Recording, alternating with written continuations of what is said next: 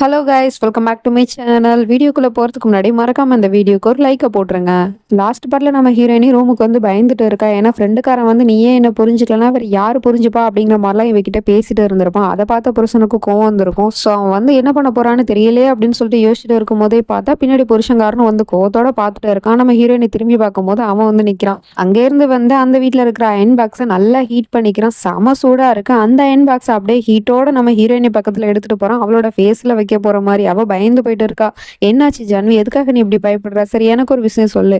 உன்னோட அந்த ஃப்ரெண்டு இருக்கானே, காலேஜ் மேட்டு, அவன் எதுக்காக வந்து உன்னோட ஃபேமிலியை சுத்தி சுத்தி வரான்? அவன் ஏன் உன்னோட அப்பாவுக்கு ஹெல்ப் பண்ணணும்? அப்புறம் உன்கிட்ட வந்து அப்படிலாம் பேசிட்டு இருக்கானே, நீ அவனை புரிஞ்சுக்கலன்னா வேற யாரு புரிஞ்சுப்பான்னு வேற கேட்கறான். உனக்கும் அவனுக்கு அப்படி என்ன சம்மந்தம் இருக்கு? சொல்லுன்னு சொல்லிட்டு கேட்டு அவளோட முகத்துல அப்படியே அந்த அயன் பாக்ஸை வச்சு சுடுறதுக்கு வர நம்ம ஹீரோயினி பயந்துகிட்டு எல்லா உண்மையும் சொல்லிடுறா. அது வந்துங்க, அவனுக்கு வந்து என்ன சின்ன வயசுல இருந்தே பிடிக்கும். என்ன காலேஜ் படிக்கும் போதே என்கிட்ட வந்து அவன் ப்ரப்போஸ் பண்ணான் அப்படின்னு சொன்னதுமே அவனுக்கு கோவம் வந்துடுது. ஆனா நான் முடியாதுன்னு சொல்லிட்டாங்க. நான் அவன்கிட்ட ஸ்ட்ரிக்டா சொல்லிட்டேன். என்னோட வீட்டுல பாக்குற மாப்பிள்ளையை தான் நான் கல்யாணம் பண்ணிப்பேன்னு சொல்லிட்டாங்க அப்படிங்கிற மாதிரி சொல்லிடுறா.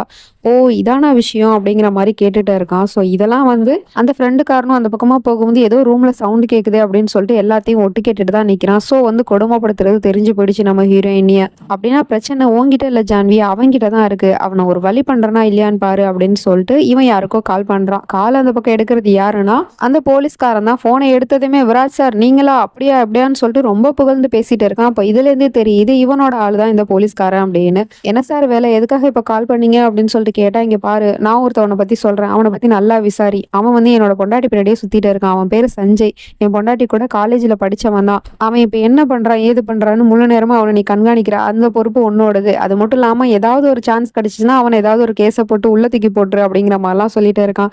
இதையும் ஃப்ரெண்டுக்காரன் காதுல வாங்கிட்டு தான் இருக்கான். அது தெரியாம இவன் போன்ல பேசிட்டு இருக்கான். கொஞ்ச நேரம் கழிச்சு நம்ம ஹீரோனோட அப்பா கிட்ட வந்து பர்மிஷன் கேட்டுட்டு இருக்கா. நான் வந்து வெளியே கூட்டிட்டு போறேன், ஜான்வியை கூட்டிட்டு போலாமா அப்படின்னு சொல்லிட்டு கேட்டா, என்ன மாப்பிள்ள, உங்க பொண்டாட்டி நீ எங்க வேணா கூட்டிட்டு போங்க அப்படிங்கிற மாதிரி சொல்லிட்டு இருக்காரு. சரி ஜான்வி, நீ கிளம்பி ரெடியாரு, நான் போய் கார்ல வெயிட் பண்றேன் அப்படிங்கிற மாதிரி சொல்லிட்டு போறான். அப்படி போகும்போது சீக்கிரம் வந்துரு ஜான்வி, நான் உனக்கு ஒரு சர்ப்ரைஸான கிஃப்ட் ஒன்று வச்சிருக்கேன் அப்படிங்கிற மாதிரி வர சொல்லிட்டு போறான். அப்படி என்னவா இருக்கும் அப்படின்னு நம்ம ஹீரோயினி யோசிச்சுட்டு இருக்கா. அப்புறமா ரெண்டு பேரும் கிளம்பி போறாங்க. எங்க போயிருக்காங்க அப்படின்னு சொல்லிட்டு பார்த்தா நம்ம ஹீரோயினே ஒரு டாட்டூ போடுற இடத்துக்கு அழைச்சிட்டு வந்திருக்கான். எதுக்காக இங்க அழைச்சிட்டு வந்திருக்கான் அப்படின்னு சொல்லிட்டு பார்த்தா நம்ம ஹீரோயினோட பேரை வந்து பச்சை குத்திக்க போறானோ. ஸோ அதனால நம்ம ஹீரோனோட பேரை வச்சு மாடல்லாம் பார்த்துட்டு இருக்கான். ஆனால் நம்ம ஹீரோயினுக்கு இதில் சுத்தமும் விருப்பம் இல்லை. எதுக்காக இப்படிலாம் பண்ணிட்டு இருக்கீங்க, உங்களுக்கு வலிக்குங்க அப்படின்னு வேற சொல்லிட்டு இருக்கா. கவலைப்படாதீங்க மேடம், நாங்கள் வந்து அனேசியா கொடுத்துருவோம் அப்படின்னு சொன்னா, இல்லை அதெல்லாம் எதுவும் தேவையில்ல, என்னோட பொண்டாட்டி என் பக்கத்தில் இருக்கும் போது எனக்கு எந்த வலியும் பெருசாக தெரியாது, நீங்கள் எனக்கு இப்படியே பச்சை குத்துங்க அப்படின்னு சொல்லிட்டு அங்கே போய் படுத்துக்கிறான். ஆனால் நம்ம ஹீரோயினுக்கு அவங்க கையை கிட்ட கொண்டு வந்தாலே பயமா இருக்கு. எதுக்காக ஜான்வி இப்படி பயப்படுற, என்ன பாரு, நீயே இப்படி பயந்தா அப்புறம் நான் எப்படி தைரியமா இருப்பேன் அப்படிங்கிற மாதிரி சொல்லிட்டு அவளோட கையை பிடிச்சிக்கிறான். அவனுக்குமே வலிக்கத்தான் செய்யுது, இருந்தாலும் அதை பெருசா காட்டிக்க மாட்டேங்கிறான். நம்ம ஹீரோயினி கிட்ட சொல்றான், எங்க பாருமா ஜான்வி, என்னோட நெஞ்சில குத்தி இருக்க உன்னோட பேரும் சரி என்னோட காதலும் சரி என்னைக்குமே அழியாது, நிரந்தரமா என் மனசுக்குள்ளேயே இருக்கும் அப்படிங்கிற மாதிரி சொல்லிட்டு இருக்கான். டயலாக்லாம் நல்லா தான் விடுறான், ஆனா செயல் சரியில்லையப்பா அப்படிங்கிற மாதிரிதான் இருக்கு. அதுக்கப்புறமா பொண்டாட்டிட்ட போய் கண்ணாடியில காமிச்சு, நல்லா இருக்கா ஜான்வின்னு கேட்டா நல்லா இருக்கு அப்படின்னு சொல்றா. ஏன் இப்படிலாம் பண்றான் அப்படிங்கிறது ஒன்றும் புரியல. ஒருவேளை காலேஜ் படிக்கும் போது ஃப்ரெண்டுக்கார வந்து ப்ரப்போஸ் பண்ணான்ல, அதனால அவனோட காதலை கம்பேர் பண்ணும்போது என் காதல் தான் பெஸ்ட்னு காமிக்கிறதுக்காக இப்படிலாம் பண்றான் போல இருக்கு. ரெண்டு பேரும் டாட்டூ போட்டுட்டு கிளம்பிடுறாங்க. ஆனா அதே இடத்துல பார்த்தா அந்த ஃப்ரெண்டுக்காரன் வந்து ஃபாலோ பண்ணிட்டு தான் வந்திருக்கான் போல. அவங்காருமே நிக்குது, பின்னாடியே ஃபாலோ பண்ணிட்டு போறான். பார்த்தா ரெண்டு பேரும் ரெஸ்டாரண்ட்டுக்கு தான் வந்திருக்காங்க. நம்ம ஹீரோயினுக்கு டின்னர் கொடுக்கறதுக்காக அழைச்சிட்டு வந்திருக்கான் போல. ஆனா அந்த ஹோட்டல்ல யாருமே இல்ல, காலியா கிடக்கு எல்லா சேருமே. என்னங்க நம்மளை தவிர யாருமே வரலையா அப்படின்னு சொல்லிட்டு கேட்டா, நான் தான் எல்லா சேரையும் புக் பண்ணிட்டேன் அப்படிங்கிற மாதிரி சொல்லிட்டு இருக்கான். எதுக்காக இப்படிலாம் பண்றான் அப்படின்னு ஒன்றும் புரியல நம்ம ஹீரோயினுக்கு. சரி, நம்ம ஹீரோயினுக்கு லஞ்ச் கொடுக்க போறான் அப்படின்னு சொல்லிட்டு அவளுக்கு பிடிச்ச ஐட்டத்தை ஆர்டர் பண்ணாம எல்லாமே இவனுக்கு பிடிச்ச ஐட்டமா இருக்குது. அதாவது நம்ம ஹீரோயினி வந்து வெஜிடேரியன் போல, ஆனா இவன் எல்லாமே நான்வெஜ்ஜா ஆர்டர் போட்டு வச்சிருக்கான். அதை பார்த்து தான் நம்ம ஹீரோயினுக்கு பயங்கரமான ஷாக்கா இருக்கு. அந்த ஷாக்கோட எதுவும் நம்ம சாப்பிடக்கூடாது அப்படிங்கிறதுல தெளிவா உட்காந்துருக்கான். ஆனா அவன் வந்து ஒரு சிக்கன் பீஸ் எடுத்துட்டு வந்து நம்ம ஹீரோயினி கிட்ட கொடுக்குறான். இந்தாம்மா இதை சாப்பிடு அப்படின்னு.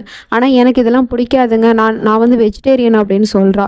ஆமா எனக்கு தெரியும், ஆனா உன்னோட புருஷன் நான்வெஜ் சாப்பிடுவானே, ஸோ உன்னோட புருஷனுக்காக நீ இதை சாப்பிட்டுதான் ஆகணும் அப்படின்னு சொல்லிட்டு கம்பல் பண்ணிட்டு இருக்கான். நீ இதை சாப்பிட்டாதான் என் மேல உண்மையான காதல் வச்சிருக்கேங்கிறதே நான் நம்புவேன், இல்லைன்னா நான் உன்னை சந்தேகப்படுவேமா அப்படிங்கிற மாதிரிலாம் பேசிட்டு இருக்கான். இந்த மாதிரிலாம் பிளாக்மெயில் பண்ணி கேட்டா நம்ம ஹீரோயினியால என்ன பண்ண முடியும்? அதனால வேற வழி வழியே இல்லாம சாப்பிடுறா. ஒரு வாய் தான் சாப்பிட்டா, இருந்தாலும் அவளுக்கு வாமிட் வருது. முன்ன பின்ன சாப்பிட்டு பழக்கம் இல்லைல, ஆனா அவ வாமிட் எடுக்க போறா, அதை கூட அவன் ஸ்டாப் பண்றான். என்ன பண்ற ஜான்வி, வாமிட் எடுக்க போறியா? அப்போ உன்னோட காதல நீ துப்ப போறியா? எனக்காக நான் கொடுத்ததை சாப்பிடு ஜான்வி அப்படின்னு சொல்லிட்டு இருக்கான். சரின்னு இவளும் சாப்பிட்றா. இருந்தாலும் கொஞ்சம் கூட பிடிக்கவே இல்லை, வலுக்கட்டாயமா சாப்பிட வச்சுட்டு இருக்கான். ஒரு வழியா சாப்பிட்டு முடிச்சிட்டா, போதுண்டா ஜாமீன் கையை கழுவ போனா அவன் ஸ்டாப் பண்றான். எங்க போற ஜான்வி அப்படின்னு சொல்லிட்டு கேட்குறான். நான் கை கழுவ போறேங்க அப்படின்னு சொல்றா.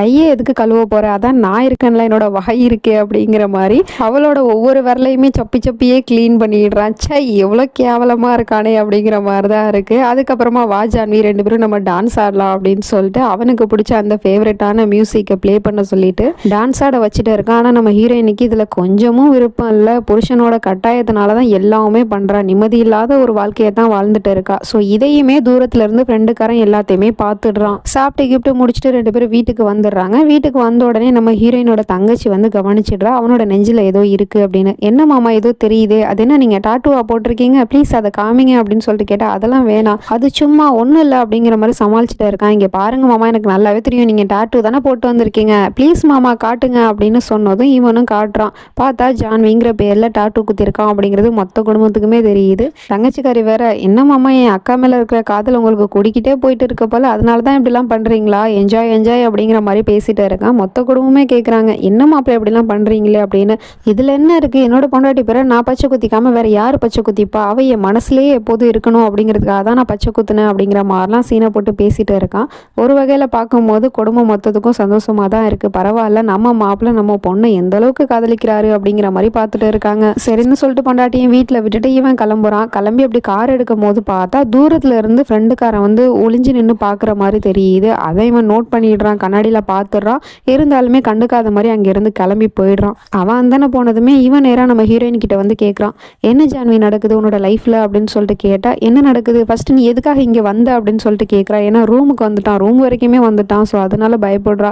இங்க பாரு ஜான்வி, நீ பொய் சொல்லிட்டு அலையிற, எல்லாருக்கும் முன்னாடி நாடகம் ஆடிட்டு அலையிற, உண்மையிலே உன் புருஷன் உன்னை சந்தோஷமா தான் வச்சிருக்கானா அப்படின்னு சொல்லிட்டு கேட்டா, இங்க பாரு நீ என்னோட லைஃப்ல தலையிடாத, நான் ஒத்துக்கிறேன் என்னோட புருஷனோட நடவடிக்கை கொஞ்சம் அப்படி இப்படிமா தான் இருக்கும், அதனால அவர் நல்லவர் இல்லை கெட்டவர் அப்படிங்கிறது அர்த்தம் கிடையாது, அவர் என்னை ரொம்ப நல்லா பாத்துக்கிறாரு, ப்ளீஸ் இங்க இருந்து நீ கிளம்பு அப்படின்னு சொல்லிட்டு இருக்கா. அதே சமயம் நம்ம சைக்கோ பைய போற மாதிரி போயிட்டு திரும்ப வீட்டுக்கு வரான் கோவத்தோட. தங்கச்சிக்காரி கேட்குறா, என்னமாம்மா திரும்ப வந்துட்டீங்களே அப்படின்னு சொல்லிட்டு கேட்டா, ஒரு பேப்பரை நான் மிஸ் பண்ணிட்டேன், அதை எடுக்கிறதுக்காக தான் வந்தேன் அப்படிங்கிற மாதிரி சொல்லிட்டு போயிட்டு இருக்கான் ரூமுக்குள்ள.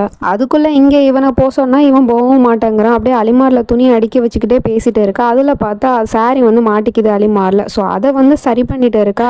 அப்படி விலகி போன முந்தானியை சரி பண்ணிட்டு இருக்கும் போது தான் கரெக்டா புருஷங்காரனோட என்ட்ரியும் வந்து பார்க்கும் போது அவன் தப்பா நினைச்சிடறான். ஏன்னா ஒரே ரூம்ல 2 பேரும் இருக்காங்க, நம்ம ஹீரோனோட முந்தானி வர விலகி இருக்கு. ஸோ இதனால இவன் தப்பா நினைச்சது மட்டும் இல்லாம பொண்டாட்டியை கையை பிடிச்சி அவசரமா இழுத்துட்டு போறான். எங்க இழுத்துட்டு போறான்னு தெரியல. தங்கச்சிக்காரியும் கேட்கறா, எங்க மாமா கூட்டிட்டு போறீங்க அப்படின்னு சொல்லிட்டு கேட்டா, யாரு கேட்டதுக்குமே பதில் சொல்லல. அவ்வளோ கோவத்தோட அவளை கார்ல உட்கார வச்சு டிரைவ் பண்ணிட்டு இருக்கான். செம கோவத்துல இருக்கான். நம்ம ஹீரோனிக்கு பயமா இருக்கு, ஏன்னா அவ்வளோ ஃபாஸ்டா வண்டியை ஓட்டிட்டு வரான். ப்ளீஸ் விராஜ், காரை மெதுவா ஓட்டுங்க, எனக்கு பயமா இருக்கு அப்படின்னு இவன் சொன்னா அவன் கேட்க மாட்டேங்கிறான். திரும்ப திரும்ப அவன் ஃபிளாஷ்பேக்லாம் நினைச்சு பார்த்துட்டு இருக்கான். எவ்வளோ தடவை எத்தனை தடவை அந்த ஃப்ரெண்டுக்காரன் தன்னோட வாழ்க்கையில அவன் கிராஸ் பண்ணா அப்படிங்கிற மாதிரி யோசிச்சுட்டு இருக்கான். ஸோ அதனால ஒரு கட்டத்துக்கு மேல கோவத்தை கட்டுப்படுத்த முடியாம நம்ம ஹீரோயினியை நடு ரோட்லயே இறங்க சொல்றான். இனி இங்க இருந்து இறங்கி போ அப்படின்னு சொல்றான். ஆனா ஏங்க எதுக்காக அப்படின்னு சொல்லிட்டு கேட்டா, இறங்க போறியா இல்லையா அப்படின்னு சொல்லிட்டு ஒரு அதட்டுறான். நம்ம ஹீரோயினே பயந்துகிட்டே இறங்கிடுறா. பார்த்தா நம்ம ஹீரோயினை நடு ரோட்லயே நிக்க வச்சுட்டு இவன் பாட்டிக்கே கார் எடுத்துட்டு போயிட்டே இருக்கான். என்ன பண்றதுன்னே தெரியல நம்ம ஹீரோயினுக்கு. இப்படி நடுத்தெருல நின்றுட்டு இருக்கா. இதுக்கப்புறம் என்ன நடக்க போகுது, அவன் என்னெல்லாம் பண்ண போறான் அப்படிங்கிறதுலாம் நம்ம வெயிட் பண்ணி தான் பார்க்கணும். நெக்ஸ்ட் நினைச்சு நம்ம அடுத்த பாட்டில் பார்ப்போம். அது வரைக்கும் பை ஃப்ரெண்ட்ஸ்.